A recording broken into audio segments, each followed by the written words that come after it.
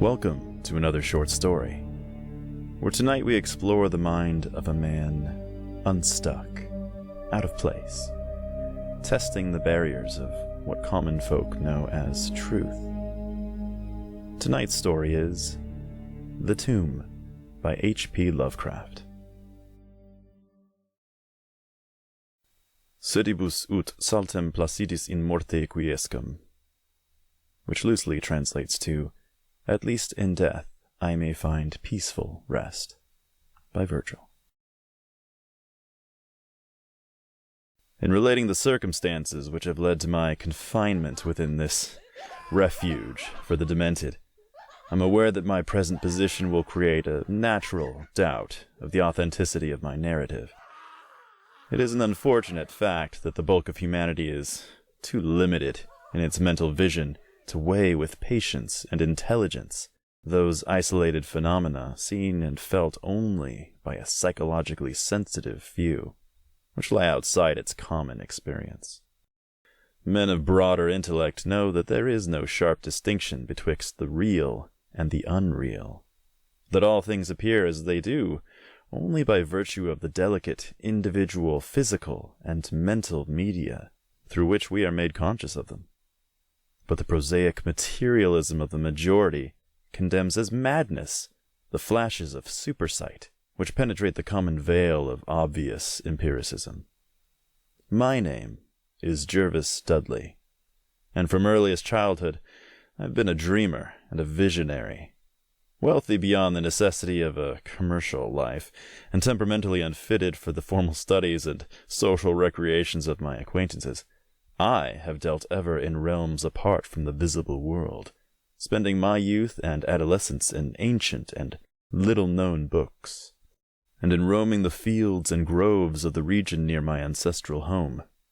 I do not think that what I read in these books or saw in these fields and groves was exactly what other boys read and saw there, but of this I must say little, since detailed speech would but confirm those cruel slanders upon my intellect, which I sometimes overhear from the whispers of the stealthy attendants around me.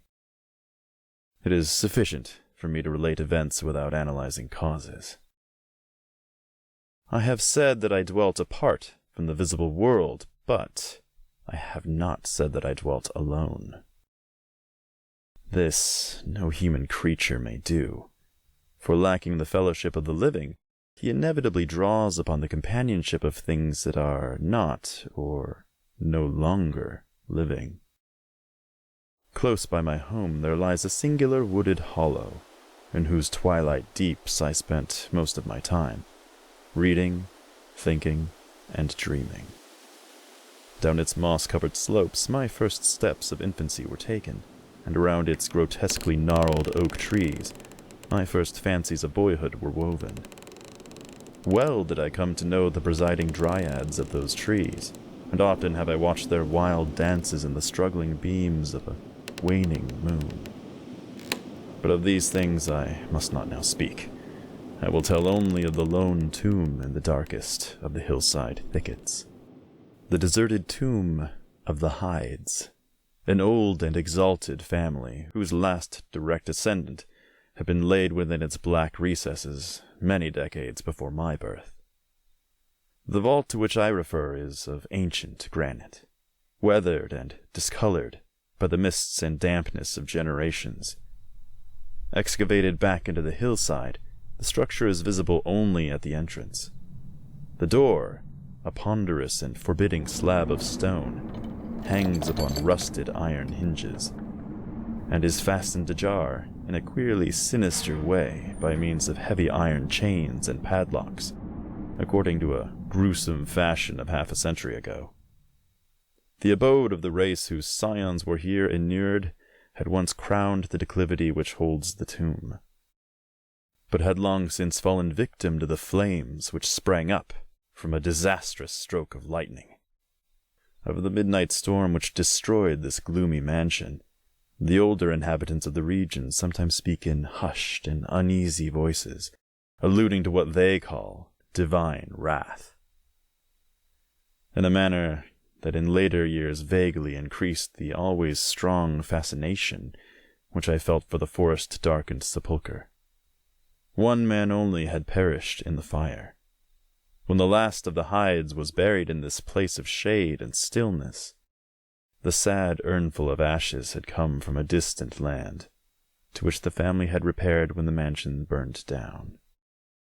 No one remains to lay flowers before the granite portal, and few care to brave the depressing shadows, which seem to linger strangely about the water-worn stones. I shall never forget the afternoon when I first stumbled upon the half-hidden house of death. It was in the midsummer, when the alchemy of nature transmutes the sylvan landscape to one of vivid and almost homogeneous mass of green, when the senses are well nigh intoxicated with the surging seas of moist verdure and the subtly indefinable odors of the soil and the vegetation. In such surroundings the mind loses its perspective. Time and space become trivial and unreal, and echoes of a forgotten prehistoric past beat insistently upon the enthralled consciousness. All day I had been wandering through the mystic groves of the hollow, thinking thoughts I need not discuss, and conversing with things I need not name. In years a child of 10, I had seen and heard many wonders unknown to the throng, and was oddly aged in certain respects. When, upon forcing my way between two savage clumps of briars, I suddenly encountered the entrance of the vault. I had no knowledge of what I had discovered. The dark blocks of granite, the door so curiously ajar, and the funeral carvings above the arch aroused in me no associations of mournful or terrible character. Of graves and tombs I knew and imagined much, but had, on account of my peculiar temperament, been kept from all personal contact with churchyards and cemeteries.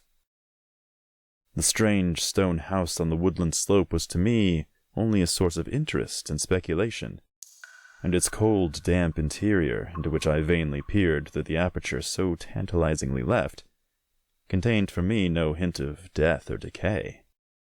But in that instant of curiosity was born the madly unreasoning desire which has brought me to this hell of confinement.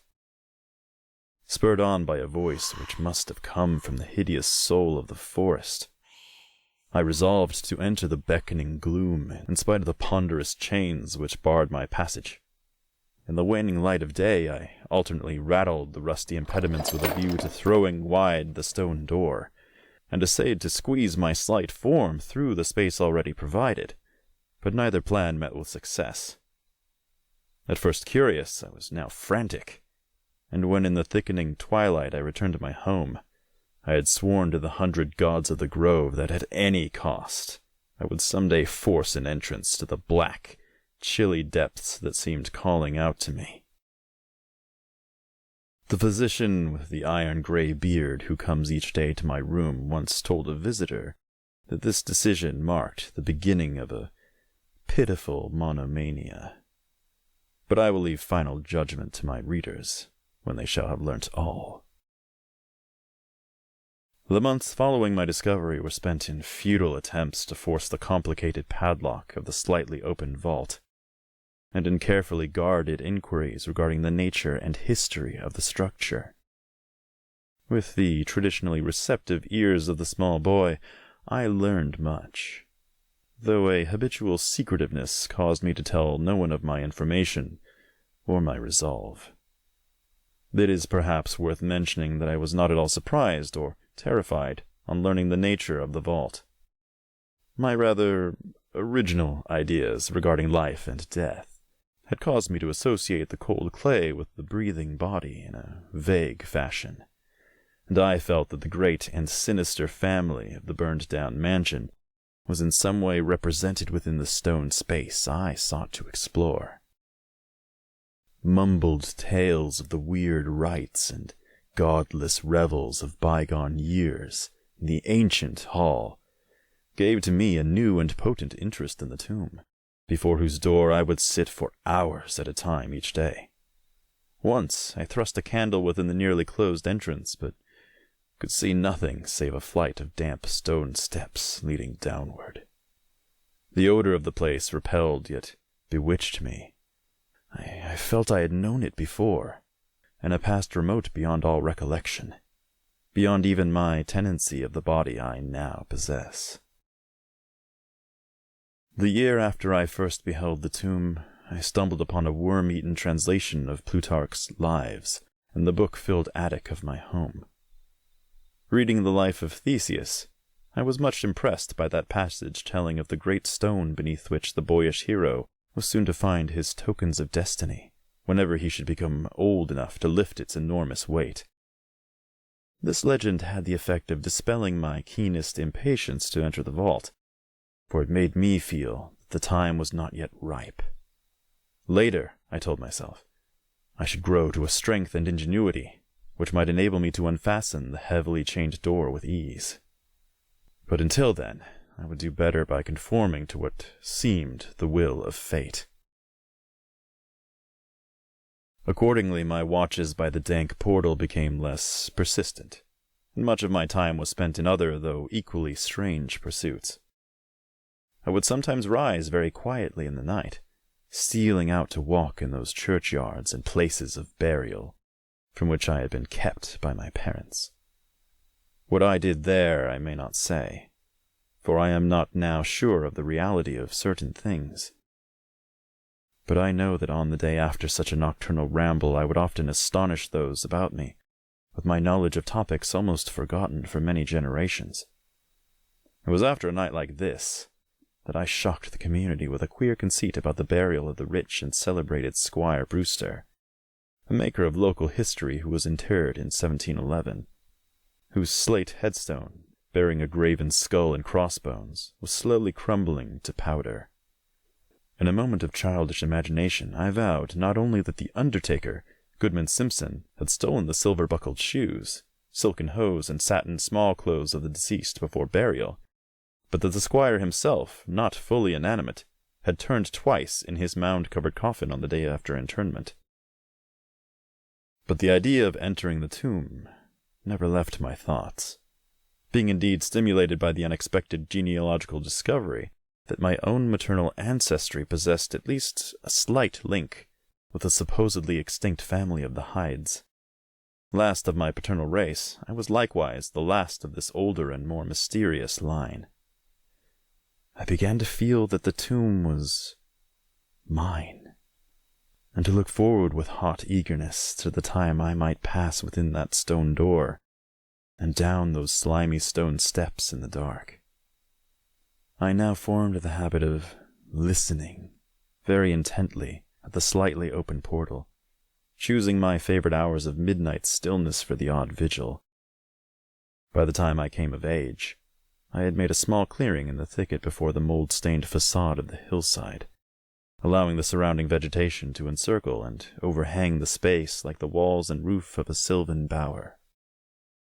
This bower was my temple, the fastened door my shrine, and here I would lie outstretched on the mossy ground, thinking strange thoughts and dreaming strange dreams. The night of the first revelation was a sultry one.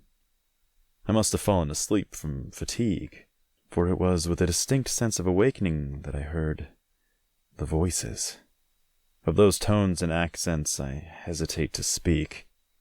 Of their quality I will not speak, but I may say that they presented certain uncanny differences in vocabulary, pronunciation, and mode of utterance. Every shade of New England dialect, from the uncouth syllables of the Puritan colonists to the precise rhetoric of 50 years ago, seemed represented in that shadowy colloquy, though it was only later that I noticed the fact. At the time, indeed, my attention was distracted from this matter by another phenomenon, a phenomenon so fleeting that I could not take oath upon its reality. I barely fancied that as I awoke, a light had been hurriedly extinguished within the sunken sepulchre. I do not think I was either astounded or panic-stricken, but I know that I was greatly and permanently changed that night. Upon returning home, I went with much directness to the rotting chest in the attic, wherein I found the key which next day unlocked with ease the barrier I had so long stormed in vain. It was in the soft glow of late afternoon that I first entered the vault on the abandoned slope. A spell was upon me, and my heart leaped with an exultation I can but ill describe.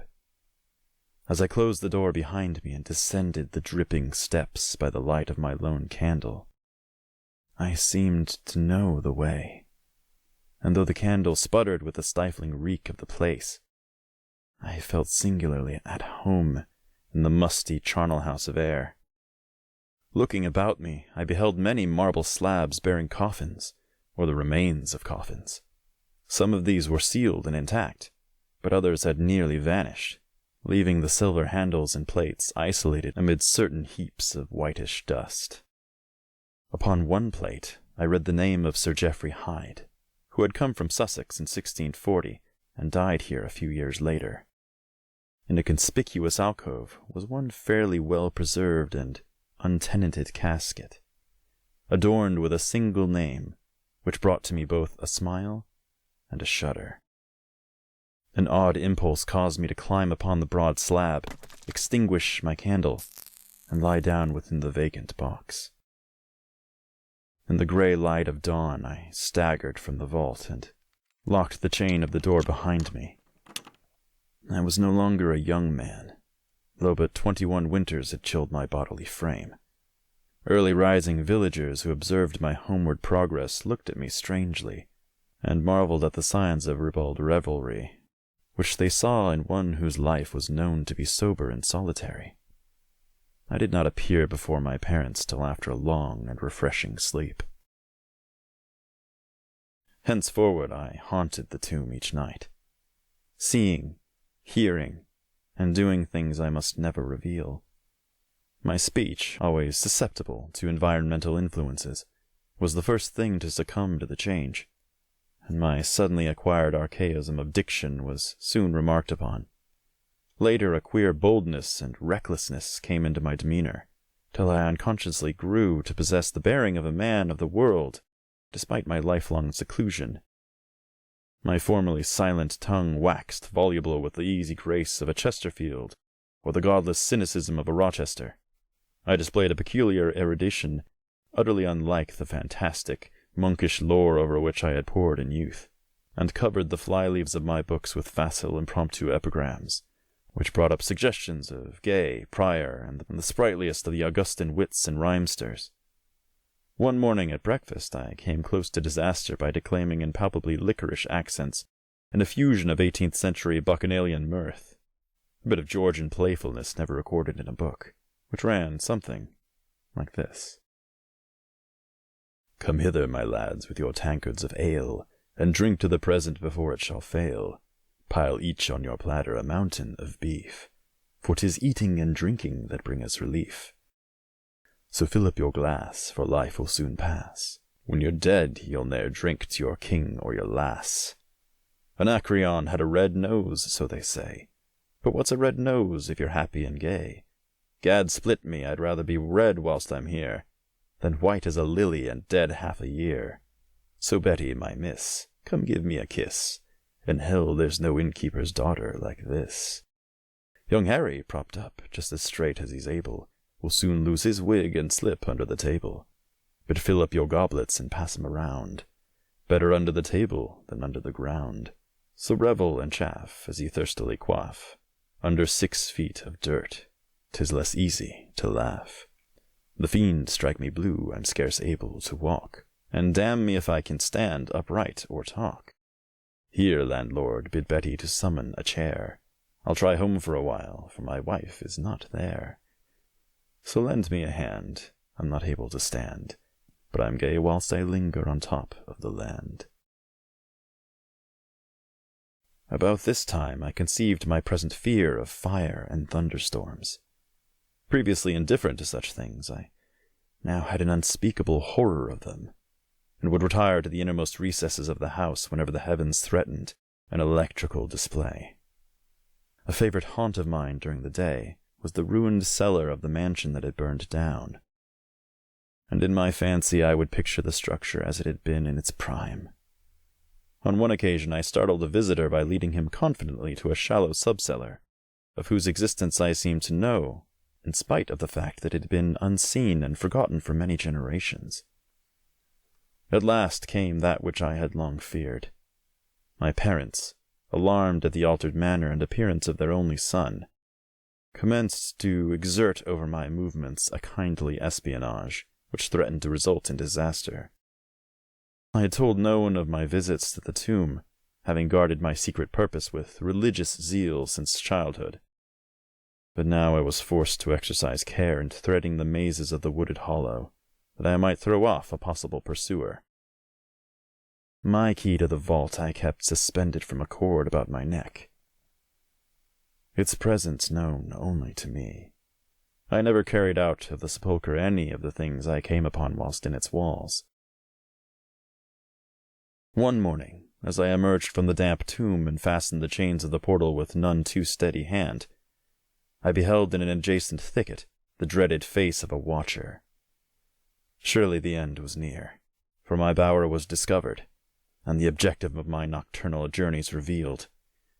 The man did not accost me, so I hastened home in an effort to overhear what he might report to my careworn father. Were my sojourns beyond the chained door about to be proclaimed to the world? Imagine my delighted astonishment on hearing the spy inform my parent, in a cautious whisper, that I had spent the night in the bower outside the tomb. My sleep-filmed eyes fixed upon the crevice where the padlocked portal stood ajar. By what miracle had the watcher been thus deluded? I was now convinced that a supernatural agency protected me. Made bold by this heaven-sent circumstance, I began to resume perfect openness in going to the vault, confident that no one could witness my entrance. For a week I tasted the full joys of that charnel conviviality, which I must not describe, when the thing happened, and I was borne away to this accursed abode of sorrow and monotony. I should not have ventured out that night, for the taint of thunder was in the clouds, and a hellish phosphorescence rose from the rank swamp at the bottom of the hollow. The call of the dead, too, was different. Instead of the hillside tomb, it was the charred cellar on the crest of the slope whose presiding demon beckoned me with unseen fingers.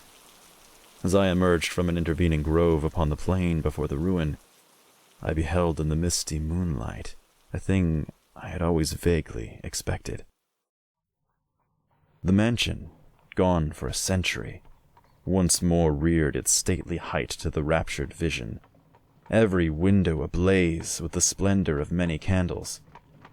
Up the long drive rolled the coaches of the Boston gentry, whilst on foot came a numerous assemblage of powdered exquisites from the neighboring mansion. With this throng I mingled, though I knew I belonged with the hosts rather than with the guests. Inside the hall were music, laughter, and wine on every hand. Several faces I recognized, though I should have known them better had they been shriveled or eaten away by death and decomposition. Amidst a wild and reckless throng, I was the wildest and most abandoned. Gay blasphemy poured in torrents from my lips, and in my shocking sallies I heeded no law of God, man, or nature. Suddenly, a peal of thunder, resonant even above the din of the swinish revelry, clave the very roof, and laid a hush of fear upon the boisterous company.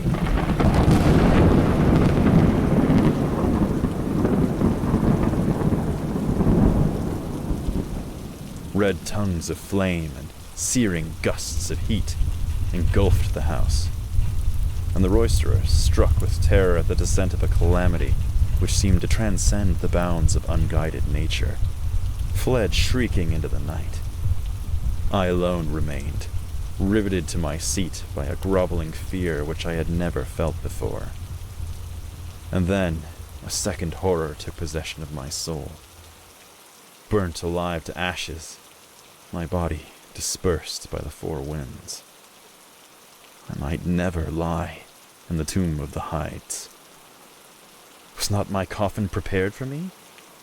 Had I not a right to rest till eternity amongst the descendants of Sir Geoffrey Hyde?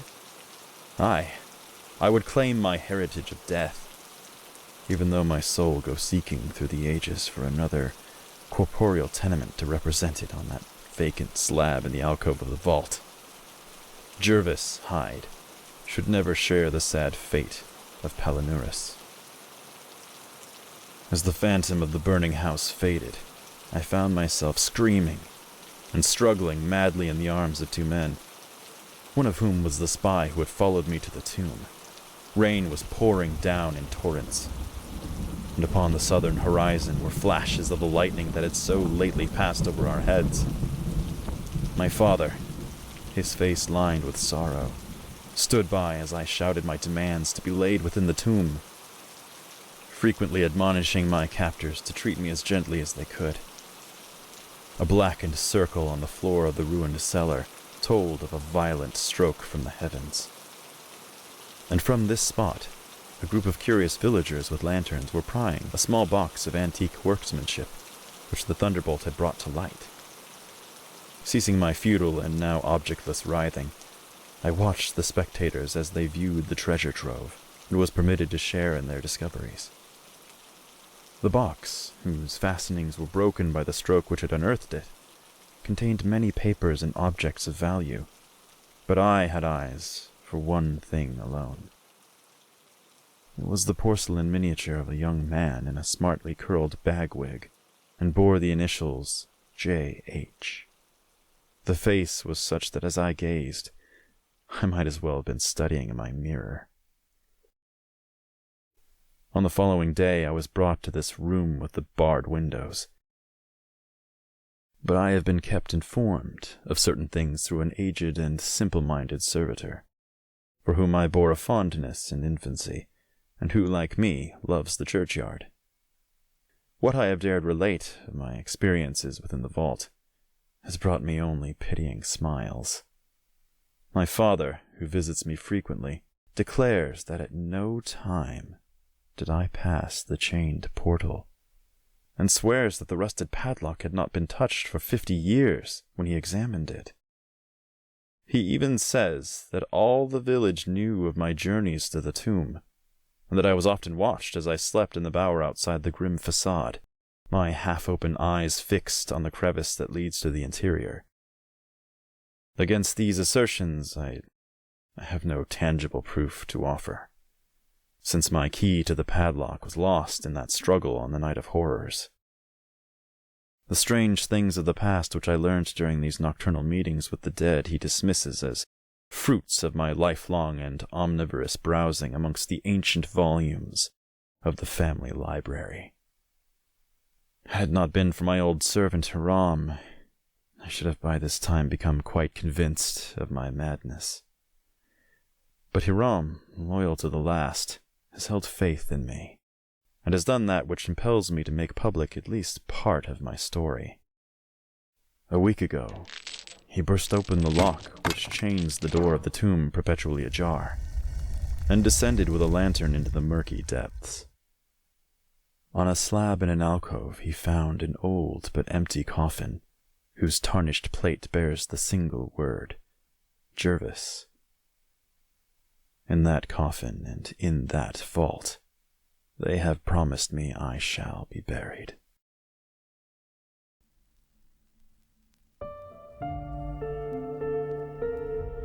That was The Tomb by H.P. Lovecraft. Well, who hasn't indulged in the occasional morbid curiosity at one time or another? Unfortunately for Jervis, it is sometimes a very fine line that separates fascination from obsession. Some truths are better left buried. Just something to ponder next time you camp outside of your local crypt.